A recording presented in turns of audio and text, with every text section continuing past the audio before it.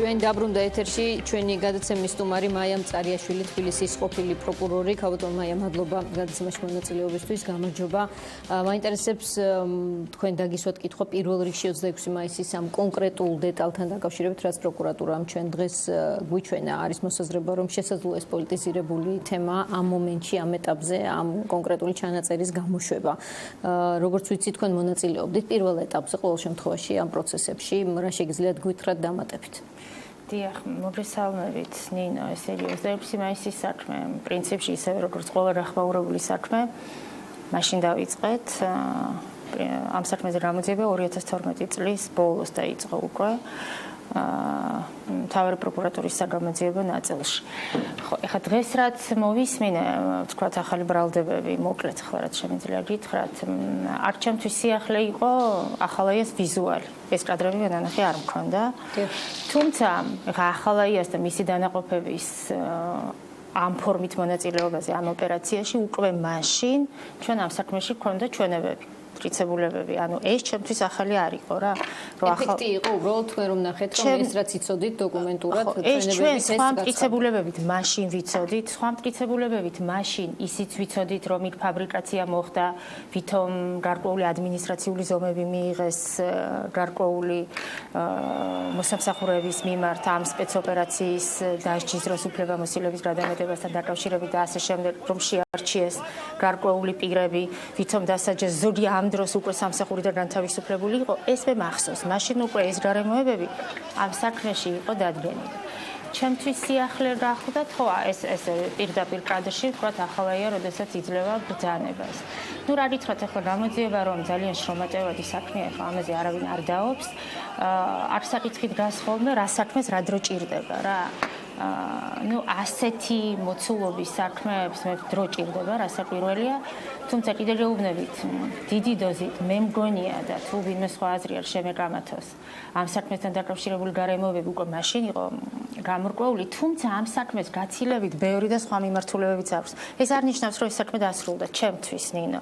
ვთქვათ, ანუ ახალი აქ არაფერი არ არის, რომ ახალაია, ლილუაშვილი, შიუკაშვილი, ესენი ძალიან ცნობილი გვარებია ამ საქმეში და ბევრ სხვა ასე ვთქვათ, ცუდ საქმეებში.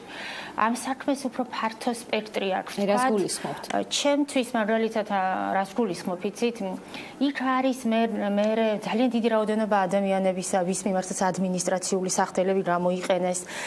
ამ რაოდენობა ადამიანები როგორ დააკავეს, პოლიციის ხალხის სამმართველოში რა რაოდენობა ხალხი ყავდათ მიყვანილი, რა რაოდენობა ადამიანები სასამართლოებში მიიყვანეს და მოსამართლეებმა ადმინისტრაციული სახდელები ისე გამოიყენეს, როგორც არაფერი.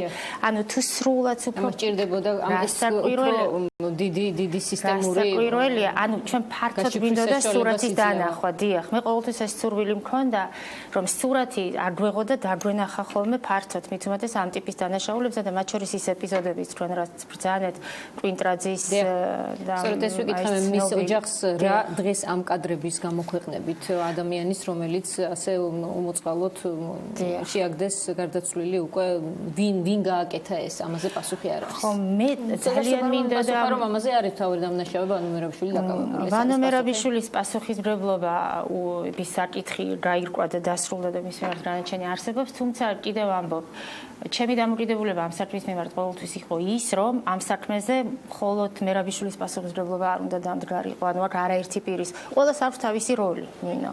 ანუ ვიღაცას მეტი როლი აქვს, ვიღაცას ნაკლები და ასე შემდეგ. ყველა როლს თუ არ შეაფასებ, ვერასოდეს აი მოვლენას გლობალურად ვერ შეაფასებ. აი ქალბატონ მაია, გასაგებია რომ ყველა სპეცრაზმელის როლს ვერ შეაფასებ, იმიტომ რომ შესაძლოა ისინი ასეთი ტიპის ბრძანებას ასრულებდნენ, რაც ჩვენ დღეს ვნახეთ და ეს მათი სამსახური იყო. თუ როგორ უდგებოდა სამსახური არასოდეს არ არის როგორ უდგებოდა პროკურატურა აი ამ ნაწილს რიგითების და ხელმძღვანელი პირების. მე გეტყვით მე როგორ ვუდგებ ჩემი დამოკიდებულება როგორ იქნებოდა რომ დამესრულებინა ვთქვათ ეს საქმე. არა ეს ახლა ამაში ნოვაცია არაფერი არ არის, დანაშაულებრივი ბრძანება არ სრულდება. თუ თუ დანაშაულებრივი ბრძანება სრულდება, ბრძანების გამცემიც პასუხისმგებელია და ბრძანების შემსრულებელიც. ამიტომ თვითონ ხაზის გავლება, როდესაც ჩვენ, იყო ხოლმე ამ ტიპის განცხადებები პოლიტიკოსების მხრიდან, რომ დანაშაულებრივი ბრძანების გამცემები არიან პასუხს და არა შემსრულებლები, ეს მათი გადასაწყვეტი არ არის. სამართალი ამ საკითხს არეგულირებს და ისჯება, პასუხისმგებელია როგორც დანაშაულებრივი ბრძანების გამცემი, ისე დანაშაულებრივი ბრძანების შემსრულებელი.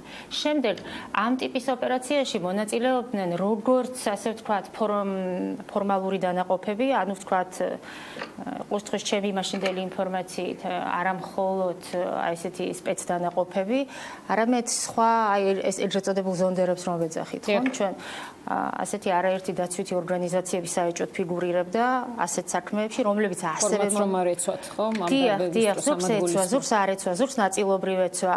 ანუ ეს ძალიან ესე ფართოდ დაგეგმილი ოპერაცია იყო, სადაც ბოლომდე უნდა ჩავიდეს გამოძიება ჩემი მოლოდინით და იმედია მოსაზრებითაც იმ ეტაპამდე სადამდეც მიხვდეთ ეს იყო სადამსჯელო ოპერაცია და არა კონსტიტუციური ფარგლებში მიტინგის მოქცევის მცდელობა. დიახ, ეს 2-4-4-ია უტყუარად ეს იყო ესეთი სადამსჯელო ოპერაცია. აი, მთავარი დაპირება ქართული ოცნების სამართლიანობის აღდგენა, რომელიც განსაკუთრებული კრიტიკის საგანია, ვინაიდან ბევრი შეკითხვა დარჩა და უშუალოდ ვისაც შეეხო პრობლემები, განსაკუთრებით მათ დარჩათ კითხვები, ძალიან ცოტა შემთხვევაში აღსრულდა, ასე ვთქვათ, სამართალი. მე მაინტერესებს, როგორ იმუშავა ძალიან ბევრი სხვადასხვა მიმართულებით პროკურატურამ, თუმცა ვიდრე უფრო აი ფართო სურათს, რასაც თქვენ ბრძანებთ, გვეტყვით ალბათ უფრო ბოლოსკენ, მინდა რომ ერთ კონკრეტულ თემას მივაპყრო თქვენი ყურადღება და მაყურებლისათვის, ვისაც არ უნახავს, დღეს თავისუფალი დემოკრატების ლიდერმა ირაკლი ალასანიამ მიინგა გრიგოლიასთან დღის ამბებში 2 საათზე გააკეთა ძალიან საინტერესო განცხადება, მოგვაწოდა ინფორმაცია და სავარაუდოდ ეს რაც მან თქვა, მე თქვენთან მოვიდა ეს ამბავი და მე მაინტერესებს რომ თქვენ კითხოთ როგორ გაგრძელდა და სად გაჩერდა, ვინაიდან ჩვენ ამ შესახებ ამ დრომდე არაფერი ვიცოდით. სამინისტროში, როდესაც დაიწყე დეპოლიტიზაცია სწორედ სამხედრო პოლიციის, იქ ისეთი კადრები, ისეთი დანაშაულებები დაგვხვდა, რომელიც გადაუგზავნეთ ეგრევე პროკურატურას. არც ერთი არ არის გამოძიებული. რა, ბატონო ირაკლი, შეგიძლიათ მითხრათ უფრო კონკრეტულად, რა დანაშაულებებზე საუბრობთ, საინტერესოა. პირდაპირ იყო სამხედრო პოლიცია, იყო სავსე პრაქტიკულად მასალების პირადი ცხოვრების ამსახველი, დევნა და თვალთვალი სხვადასხვა საზოგადოებრივი ინტერესის, ანუ საზოგადოებრივად აქტიურ პირებზე, მათ შორის ჟურნალისტებზე, პოლიტიკოსებზე, ეს მასალები, როგორც კი დავინახეთ, რომ არსებობდა სამხედრო პოლიციაში, იმ წუთში გადავეცით პროკურატურას და დავიწყეთ რეფორმირება სამხედრო პოლიციის. ნუსხა არსებობდა, გარკვეულწილად რამდენი დისკი იყო, ანუ ტექნიკური მახასიათებლები ეგრევე შევაკრებინე წერილით გადაუგზავნეთ პროკურატურას და მოუთხოვე გამოძიება და რაც მთავარია, ყოველ სამთვეში ვახსენებდი, როგორ მიდის გამოძიება. როგორც თქვენ არ გაგიგიათ, პასუხი ისე არ მიმიღია, პასუხი რატო არ მოხდა ამ საკითხების გამოძიება და მე ასევე ვიცოდი, რომ ასეთივე მასალები იყო შინაგან საქმეთა სამინისტროში, აღმოჩენილი იყო გახსოვთ კასრები ამ მასალებით.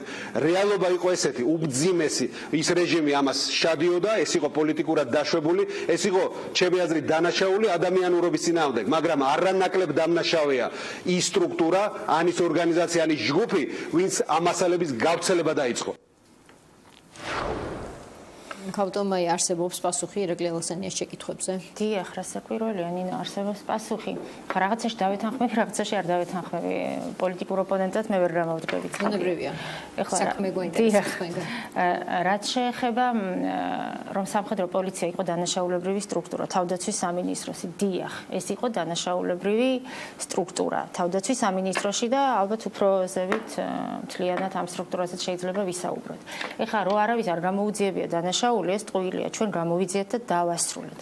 უბრალოდ რა იყო, იცით, რატომღაც არავინ არ საუბრობდა, მე მომიწია რატომღაც პირველად ამაზე საუბარი, რაღაც პერიოდის წინ, რაღაცა მანამდე არასოდეს პროკურატურა არ საუბრობდა, ჩვენ გამოვიძიეთ ეს, შესაძლებელია იქ უფრო ფართო მიმართულებები იყო, რაც დარჩა გამოძიებაში, რაც უნდა გაგრძელებულიყო, მაგრამ სამხედრო პოლიციაში, ანუ ეს სტრუქტურა როგორ ფუნქციონირებდა, მე არაერთხელ ვისაუბრე ამასთან დაკავშირებით და იქ სამხედრო პოლიციის უფროსი, ოტოს უფროსი რამდენიმე სამმართველოს უფროსი და ოპერატიული თანამშრომლები მიეცნენ პასუხისმგებლობაში და სასამართლოში წავიდა საქმე.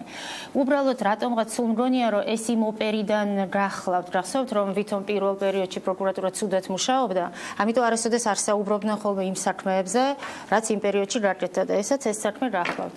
ანუ ეხლა ამ სქემაზე როგორ აკეთებდა ამას სამხედრო პოლიცია, თუმცა მე არ ვიცი ბატონმა ირაკლიმ პროკურატურაში ვის გადასცა, ჩვენ ეს დანაშაული გავხსენით დამოუკიდებლად და ოპერატიული და საგამოძიებო მოქმედებების შედეგად.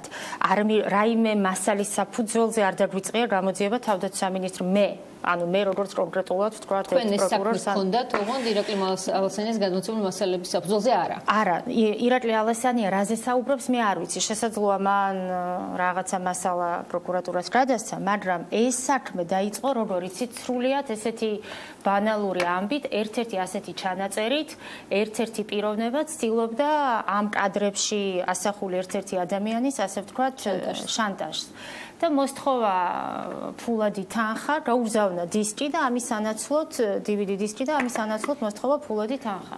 ამ ადამიანმა იფიქრა და შემდეგ განცხადებით მიმართა პოლიციას და აქედან დაიწყო გამოძიება და საგამოძიებო ოპერატიული და საგამოძიებო მოქმედებები.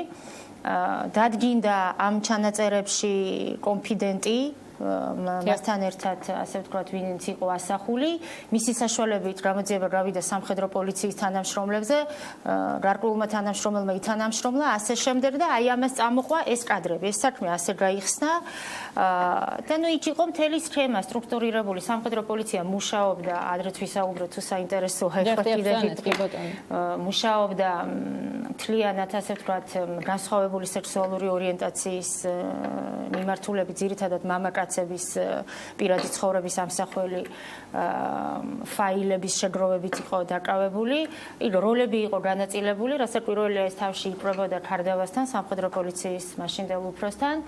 იქ იყო, სხვათა შორის კონფიდენტებს ფიზიკური და ფსიქიკური იძულებით მათ აიძულებდნენ, პარტიულად ეწეოდნენ ამ ადამიანების ექსპლუატაციას. შემდეგ სხვათა შორის აი ამ გამოძიების პროცესში ერთ-ერთ ასეთ ადამიანმა თვითმკვლელობით დაასრულა სიცოცხლე. ჩვენ ის მასალებიც ამოვწიეთ, გაჩნდა ეჭვი რაიმე აი ამ იძულებასთან ხომ არ იყო შემდეგ მისი თვითმკვლელობა კავშირში, მაშინ დავიწყეთ გამოძიება. კონფიდენტი ვინც ასრულებდა უშუალოდ დავალებას, თუმცა ეწერა ეს მოქალაქეები. იმიტომ რომ ამ კონფიდენტებს აიძულებდნენ ეს საქმიანობა შეესრულებინათ სამხედრო პოლიციისთვის. იქ თქვათ ბინებს წინასწარ არჩევდნენ, აღჭურვილი იყო ეს ბინები, ეს კონფიდენტები ზრუნავდნენ იმისთვის, რომ შემოეტყუათ ასე ვთქვათ ამ ასეთ აღჭურვილ ბინებში პარტნიორები და ოტოს ტექნიკა იყო მთლიანად ჩართული ამ ამბავში, ოპერატიულ-ტექნიკური სამსახურის სამხედრო პოლიციის და ასე ვთქვათ ლაიფ რეჟიმში მიდიოდა იქვე მდგომი ესეთი მიკროავტობუსით ჩაწერა ამ ფაილების ეს მერე ორ არქივად კეთდებოდა ეს ყველაფერი ერთი ინახებოდა თვითონ ოტოში ერთი ინახებოდა ასე ვთქვათ პოლიციის უფროსთან და აი ასეთი სურათი გახდათ ეს საქმე პრინციპში დასრულდა და წავიდა სასამართლოში რაც მაშინ ჩვენ ბოლომდე ვერ მოვახერხეთ დასრულება გახლდათ რა ვინ აშანტაჟებდა იმ ერთ ადამიანს. პრინციპში გამოძიება დაიწყო იქიდან, მაგრამ ის საქმე ჩვენ დროს დარჩა დაუსრულებელი ნინო. თუმცა ძალიან მნიშვნელოვანი პროგრესი იყო და იქაც სავარაუდო ეჭვმიტანილები ჩვენთვის გამოძიებისთვის გამოკვეთილი იყო და მათაც კავშირები ჰქონდათ სამხედრო პოლიციასთან, თუმცა იმ პერიოდში ძალიან კარგად მახსოვს პოლიციის თანამშრომლები იყვნენ და ჩვენ ძალიან ფრთხილად, ასე ვთქვათ, სინჯავდით აი ამ კავშირებს, რა გზით შეიძლება და მეკავდომაი ახლა მიგისმენთ და ჩვენ რა თქმა უნდა ამ ყველაფრის შესახებ ვიცით, თუმცა ძალიან მძიმე მოსასმენია, როცა კიდევ ერთხელ შეგვიძლია წარმოვიდგინოთ რა სისტემასთან მქონდა საქართველოს მოქალაქეებს საქმე და თამით უმეტეს თქვენ ამბობთ, რომ ეს არ იყო მხოლოდ სამხედრო პოლიცია და ეს იყო, ვთქვათ, სხვადასხვა სტრუქტურაში, სხვადასხვანაირად სტრუქტურირებული დანაყოფები და რომლებიც ალბათ ერთმანეთზეც კიდევ კომპრომატებს აგროვებდნენ. შინაგანსაკუთრებთა სამინისტრო და თავდაცვის სამინისტრო ძირითადად, კუდი ტოტალურად. ვთქვათ, ის კუდის პირველი საქმეც თუ გახსოვთ, ისაც იმ თავდაპირველ თავდაპირველად ერთ-ერთი საქმე იყო.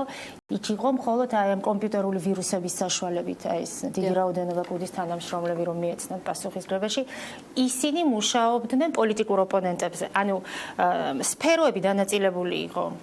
ვინ რა მიმართულებით მუშაობდა. აი, ქავდომაია, თქვენ შეგიძლიათ გითხრათ, რომ მათ მიმართ, ვის მიმართაც განხორციელდა ფარული გადაღება, ჩაწერა, მათ მიმართ სამართლიანობა აღდგენილია. მოქალაქეები, ვინც ამას აკეთებდნენ, დამნაშავეები, დასჯილები არიან, ჩამდენების დონეზე და განკუთების დონეზე.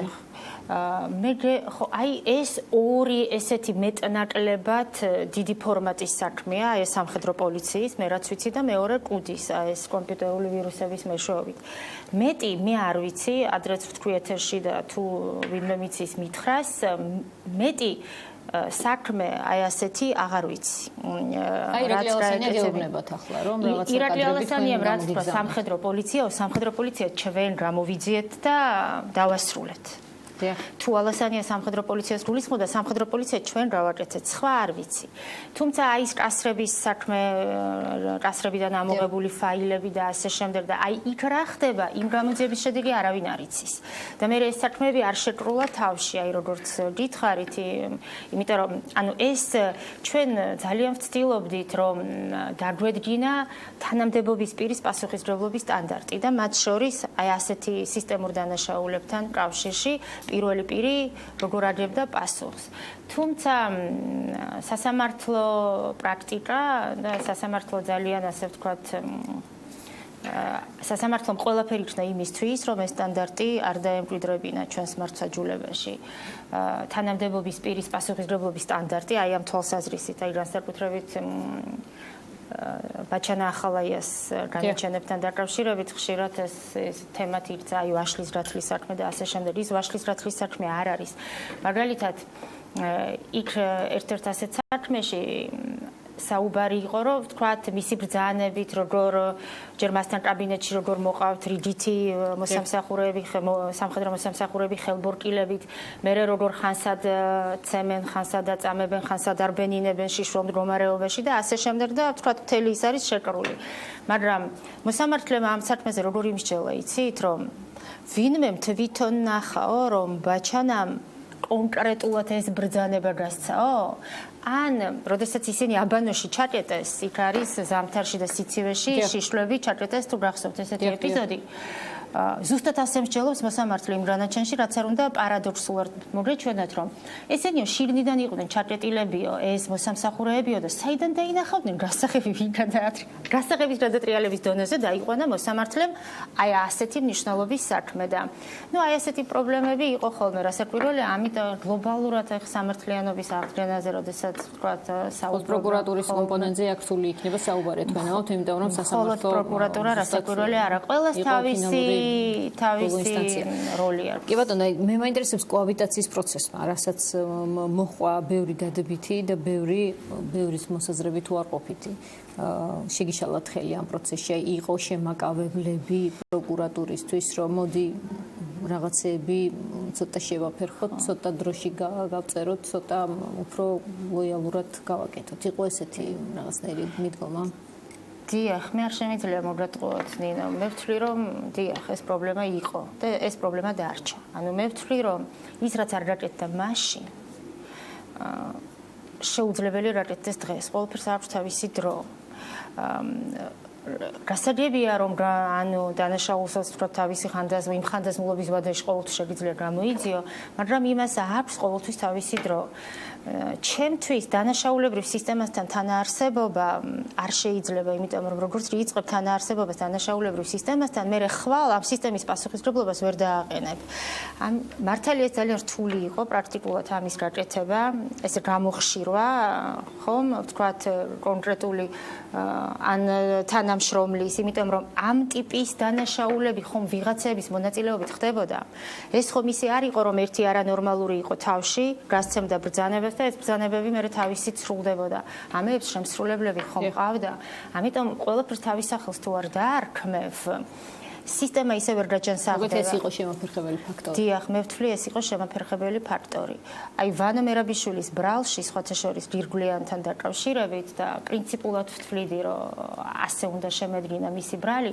მის ბრალში წერია, რომ მას ბრალი ედება უდანაშაულობის გრძნობის დანერგვისთვის ან მან იმითი რომ დააფარა ხელი აი ამ დანარჩენებს ასევე წაახალისა დაუსჯელობის განცდა სისტემაში რაც ასევე დანაშაულია ministrისთვის დიახ ეს არ იყო ასე ფორმულირებული როგორც თქვენ გინდათ თუ ხელს და ასია მის ბრალში ფორმულირებული ასია ზუსტად მის ბრალში ქავდომაია ჩვენ ფინალი გვაქვს პრინციპში მე მაინც მინდა ბოლოს ვიკითხო ჩანაწერები მართლა არაერთხელ თქმულა რომ რამდენია ვის აქვს რა ფორმით აქვს შენახული როდის გამოჩნდება არავინ არ იცის შეიძლება კიდევ ველოდოთ სიურპრიზებს აი უცხო ჩანაწერების გამოშვების მით უმეტეს წინასაარჩევნო თქვენს ხელთ არსებული ინფორმაციით რა ვიცი ნინო მე შემიძლია ლოგიკურად ვივარაუდო სიმართლე გითხრათ ანუ მე შემიძლია თქვა იმ საქმეებიდან ვივარაუდო სადაც ერთი ჩანაწერის რამდენიმე ეგზემპლარი ამოვარდა ვთქვათ სხვადასხვა ადამიანებმა როცა წარმოადგინეს ვთქვათ რაღაცა იგივე ეგზემპლარები ამოვარდა ასე ვთქვათ ვიპოვნეთ ასევე კასრების აი იქაც იყო ანუ თუ ვთქვათ ერთმა ბრალდებულმა მეორესაც ქონდა მესამე იმ ჩანაწერით აშანტაჟებდა ასეთივე იყო იქ ესე იგი ამ ლოგიკით ზღვარი სად გადის დიახ სად მთავრდება ეს ანუ ვინ არის ის პირთაწრე ვისაც ქონდა წვდომა გაიტანა არ გაიტანა თუ სადღაც აქვს შენახული ამის ასე ვთქვათ წინასწარმეტყველება ალბათ შეუძლებელია სწორედ იმიტომ რომ გლობალურად ეს დანაშაული არ გამოძიებულა დავით დაგამშვიდობებით დღევანდელი მასალა რომელიც პროკურატურამ გვაჩვენა გავს პოლიტიკურად ანგაჟირებულს მისი გამოქვეყნება კონკრეტულ მომენტში დღეს და ახლა არჩევნებამდე 29 დღეა დარჩენილი არ ვიცი აი თქვენ გამოქვეყნებდით აი ამ მოცემულობაში ახლა თუ დაელოდებოდით არჩევნებს ნორმალურ სიტუაციაში ისე პროკურატურისთვის არ უნდა ქონდეს მნიშვნელობა არჩევნებს და არა არჩევნებს. ანუ თუ ამ სტანდარტით შევხედავთ, ნებისმიერი საქმე იხსნება მაშინ, როცა იხსნება. თუმცა დათა ახალაიას პასუხისმგებაში მიცემა ამ საქმეზე მე ვთვლი რომ დაგვიანებულია. უფრო ადრე უნდა ყოფილიყო მიცემული პასუხისმგებაში. მოკლედ გამომდინარე ჩვენ შეგვიძლია ვივარაუდოთ რომ ვიღაცა დაელოდა კონკრეტულ მომენტს. კონკრეტული სარგებლისთვის, თუმცა ეს კითხვა რჩება ზოგმა შეიძლება. დიახ, ეს ინტერპრეტაციის შეფასებების საგანია. კარგით, ქავდომი მაია მწარიაშვილი თბილისის ყოფილი პროკურორი იყო ჩვენთან სტუმრად. მადლობა მას საინტერესო საუბრისთვის და ინფორმაციისთვის, რომელიც მოგვაწოდა. ჩვენ ერთმანეთს შევხვდებით ხვალ 20 საათზე. გმადლობთ.